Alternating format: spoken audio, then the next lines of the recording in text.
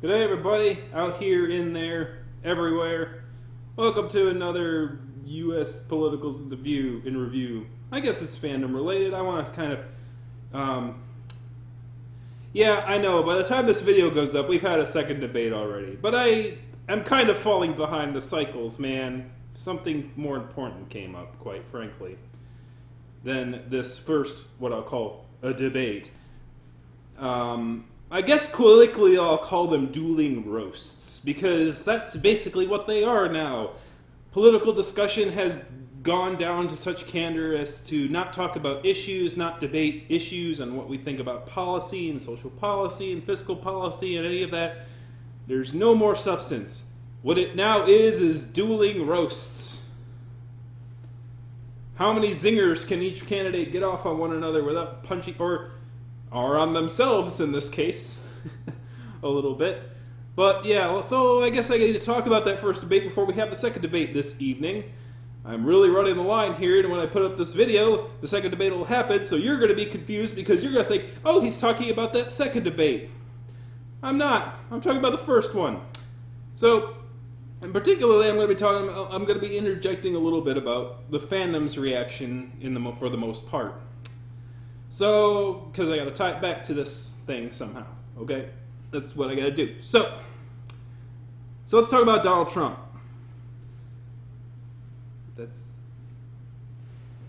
That's not Donald Trump. Who's that guy? Oh, the F'er right in the P guy. Oh, I get it. That's clever. That's clever.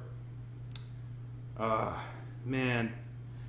You know, but given how things are going right now, that might be your candidate in 2020, your Republican candidate in 2020.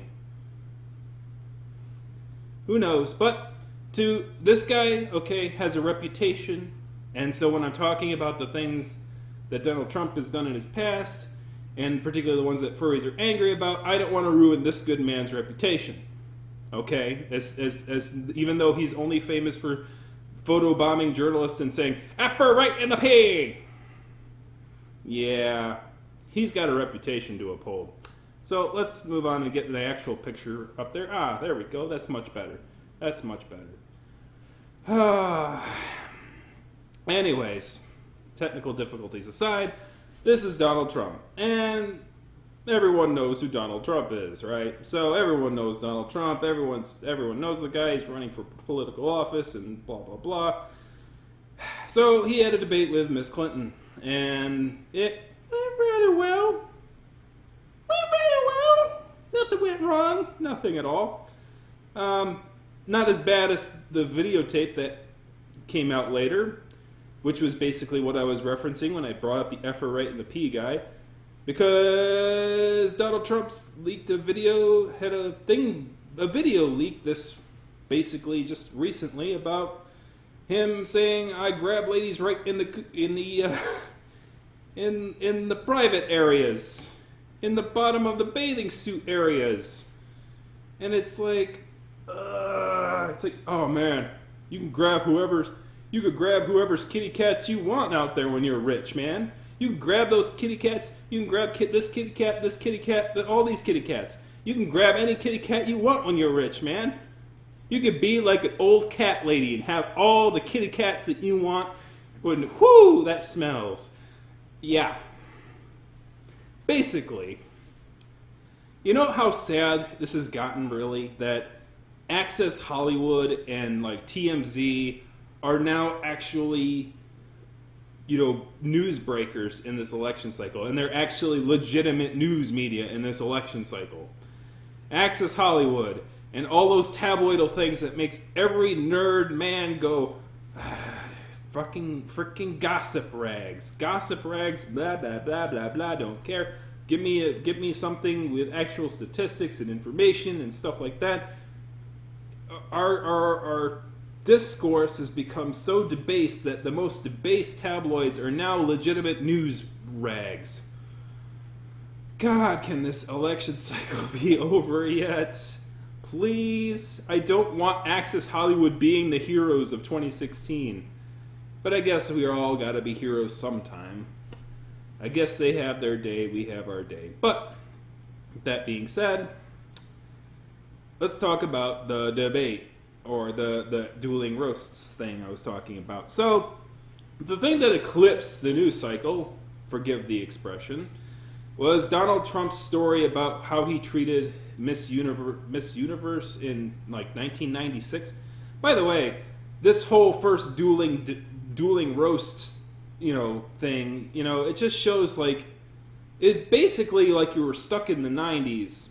We had like no discussion of what happens in the future, no discussion of like what happens beyond. It's like, man, when you look at the future, what do you see? And they're like, well, we're going to talk about the 90s. I'm going to talk about Lewinsky. I'm going to talk about Miss Universe 1996. We're going to talk about... It's like, can we talk about the future? Because we don't have much of what... Because if we refuse to talk about the future, if our leaders refuse to talk about the future, we ain't going to have much of one, all right? That's what I'm saying. What are we going to do in 2017? What are we going to do in 2018? At least go a year, guys. Let's at least go 1 year in the future and go, man, this is what we're going to do. Man, this is what I see. This is the future I see for this country. It's like, nope. Instead, we're back here in the 90s going, well, your husband slept with that lady. And, well, you called that lady a pig in 1996. And it's like, this is the thing. This is why millennials dislike this election more than anything else. And this first dueling roast was exactly why millennials don't like this election cycle. We have candidates who are arguing about crap that was happening when we were in second grade. We're like, man, us adults were having so much fun and being so stupid when you guys were busy working your butts off in those primary education institutions. Too bad you're not a lot like us. But hey, guess what? Your time is coming. You could be stupid. You could be as corrupt as you want, and you can run for presidential office. We're setting the bar high, guys. We're setting the bar high. Anyways, that rant aside, let's talk about not my reaction to this particular thing. Let's talk about the main general furry reaction to this kind of a thing. So, Mr. Trump here, to me, like the thing that really grabbed the election cycle, as I said, was his comments that Miss Universe being overweight, even though she's a nice looking lady, man. And I like ladies with gracious curves. You know who you are. It's like, I have nothing with that. Your gracious curves should not be eclipsing it's like, should not be eclipsing our future. You know what I mean? Who cares? Who cares if there's big, gracious ladies out there? I want to know what our country's doing in the future, guys. I really, really do. But what I do know is that a lot of furries didn't tag on that one. They didn't really get into the whole, like, overweight ladies comment. They actually grabbed onto something else, which is just as important, if not more important, to somebody who's going to run a political office. The man has a history of stiffing workers, of stiffing small businesses. Because Donald Trump is a small business, I suppose. I guess he wouldn't call himself a small business. He's big business. But he, in essence, embodies a big, entitled business trying to stifle out the small workers, to try and keep down those who are working hard at their smaller crafts and stuff like that. And so what I mean by that is that during the debate, what came up was Hillary Clinton's like, you have a history of hiring contractors and then them doing their jobs and not paying them. And then he's like, well, if I don't like the job they do, I ain't paying them, period. It's like, if I don't approve of the work that they do, they don't get paid. Like, if they do a job and I don't like what the product was at the end of the day, I don't pay for it. Every single furry artist, entrepreneur out there in the Twitterverse blew up. They were like, boom! They were like, you just really said that? You just really said that. He lost every small business entrepreneur out there, because every small business entrepreneur out there has had to deal with a customer where they're like, well, I don't want to pay you. You know, it's like, well, I'm not going to pay you because I don't like the way you drew his I don't like the way you drew his figure, let's say. Yeah, I don't like the way you drew that character. Like, I want you to change that ear. Like, the one ear's too long. And so I'm not going to pay you. Yeah.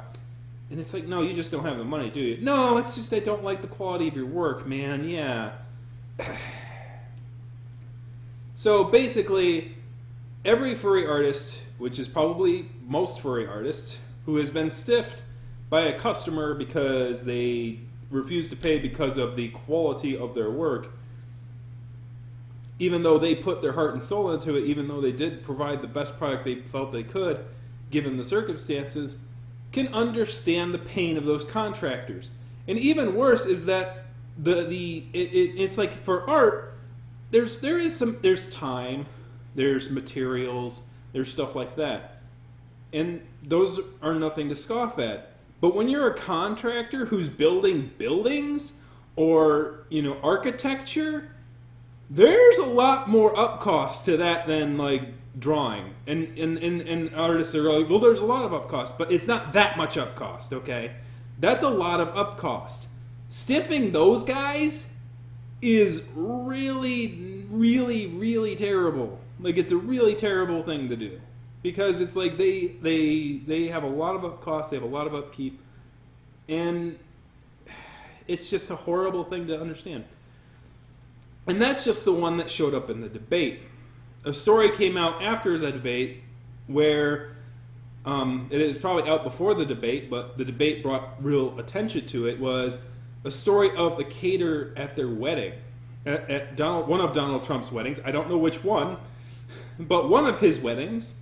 At one of Donald Trump's weddings, he had a caterer service, and basically, he stiffed them as well, but it was the way in which he stiffed them that people in the fandom were like, ooh, God, no. He just broke rule number dos. Like, rule number one is that you pay your artist. Rule number two is that you don't ever use this terminology. When being asked to be paid, she was saying this, like, I can't read with this thing on. I need to zoom in further. But it was basically, it was horrible. Anyways, it was basically, all right, I'm gonna impromptu it. It's not gonna be a direct quote. I wanted to do a direct quote, but I can't read this thing on, and I didn't make it big enough. So basically, she did the catering, she did the wedding service, everything was done beautifully, everything went well, there were no problems. And then the caterer asked for payment. And Donald Trump's like, you're new to this. I could tell you're new to this. But I'm doing you a favor. I did you a favor by having you cater for my party, because you're going to tell everyone else that you catered for the Donald Trump. The Donald Trump. You understand what I'm saying? I don't know when he became that. Like, bleh. Anyways, my Donald Trump access is terrible. All right, let's do that. Let's continue the quote, or it's like, hey, I'm the Donald Trump. You're telling all your people you did business for the Donald Trump. You're going to get exposure, is what I'm saying. He didn't say the word exposure, okay? He said, basically, you're going to get so much business it'll make your head spin because you did service for me. Because you did service for the Donald Trump, you tell all your customers, I did service for the Donald Trump. I did catering for the Donald Trump. You're going to get so much business is going to make your head spin. I'm doing you a favor by having you catering for me. And when I do someone a favor, I don't pay them. So, as I alluded to earlier, he basically said the words, you did it for exposure. You catered for my wedding service for exposure. Exposure don't pay the bills. Exposure don't pay your workers. Exposure don't do those things. And the story goes on to talk about how the owner of the catering business had to take money out of her own pocket to pay her workers for that because Donald Trump refused to pay for the catering. And those two things were the two things that the furry fandom took away more than any. Because the furry fandom is a bunch of artists and entrepreneurs who have to deal with real-world customers, unlike Donald Trump, who doesn't have to deal with anybody who's based in reality. He just has other people do it for him. He goes, well, oh yeah, I was smart because I didn't pay taxes for the next 20 years. And then his accountants come out and go, yeah, because we figured it out for him because he's a dumbass and he just hired us to do it. Sorry for the language, but that's basically Donald Trump to a T. Anything that goes, he's a leader in the worst sense. Anything that goes well, he takes credit for. Anything that goes wrong, he doesn't take credit for. And he believes that the world revolves around him and everything else. And you know what? To me, at the end of the day, this is capitalism's exorcism moment. At the end of the day, this is what I actually believe. And this goes away from that. Is that this is capitalism's exorcism moment. Donald Trump symbolizes everything exploitive and wrong with capitalism. And this is the demon that we created through our lax social policies, through our policies and stuff like that. And he's showing up, he's, making himself the demon that he made himself a demon through the world in which catered him. And now the world's seeing the kind of demons that our sort of laissez-faire policies can sort of have on people. That those with power and money tend to keep that power and money and try to work it selfishly for themselves. And, should the government get involved? I don't know. But what should be true is that people shouldn't encourage it. Individuals should not encourage such behaviors. No behaviors from that kind of thing where you're exploiting workers should be behoved. Even in a capitalist society. And here's the thing, this man being on here, us getting into socialism and capitalism, I think Donald Trump has done more harm to the idea of capitalism than any socialist demagogue, than any Stalin or any, well, not Stalin, I guess, but Stalin actually did more harm to communism than, so, it's kind of, he's sort of like the Stalin of capitalism. Like he's like, man, I really love capitalism, I really love it, but his actions do more harm to the idea of capitalism than anything else. Like his very existence and the very actions that he takes does more harm to the idea of capitalism than he probably realizes. He's doing individuals like Lenin and Marxists more favors by existing and behaving the way he does, because that's exactly the behavior that they have told everyone this is how capitalists behave. And that's a problem. That's a big problem. That's the elephant in the room that no one wants to discuss. Then when we're talking about communism versus capitalism, which is, by the way, bringing it back to the 60s, so I guess I shouldn't criticize about that, bring it back to the 90s, because I brought it back a little farther than that, I guess, in that little rambling. But it's like, you can't, if you need to be the thing that you want to see about it. Like, there is a saying in the fandom where, you need to be the change, you need to be the representative of what you want to see in the fandom. What you want to see, like, it's up to every individual, not just the leaders at the top, not just the things at the bottom. Every individual, because we don't really have staunch leaders who have control over a lot of things in the fandom. The fandom is very chaotic, very sort of anarchistic. If we're going to be an anarchistic society, it's very important that every individual understand that they have a role to play in seeing things go in the direction that they want to see it going in. Everybody has a role in that.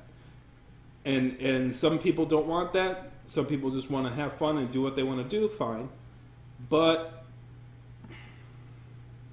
understand that when things happen, you represent more than just yourself. You represent at least some of the fandom. But no furry can represent all the fandom. It's a very weird concept. It's sort of like Anonymous in sort of that way.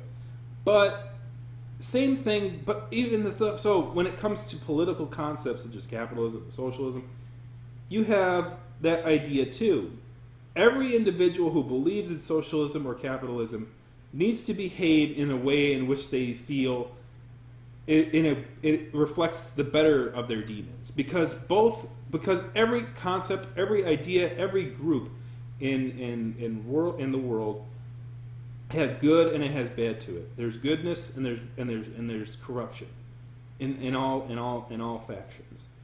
And it's up to every individual to ensure that the best of themselves is put out there. And unfortunately for Donald Trump, when it comes to that, if he's the representative of capitalism, of stuff like that, then he's done more damage to capitalism than any socialist, warrior could hope to have done themselves. And that's the sad truth about it. But that rambling aside, let's bring it back from the 60s to the millennials. This is the problem with this election cycle in general. It is regressive. It goes very much back to things that should have been resolved a long time ago so that we can look up to the future and get things done. To be more pragmatic. And we're not there because that's the world we live in now. But anyways, that's the first debate. What's going to happen at the second one? Well, probably a lot of talking about that leaked video, for sure. For sure, a lot of talk about that leaked video.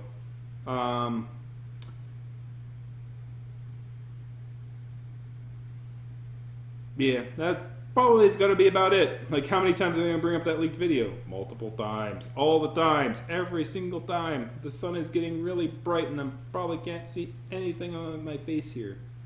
Sun is shining and the grass is green and I'm inside being a hermit. Anyways, I should probably get out there in the real world. And because this certainly isn't one.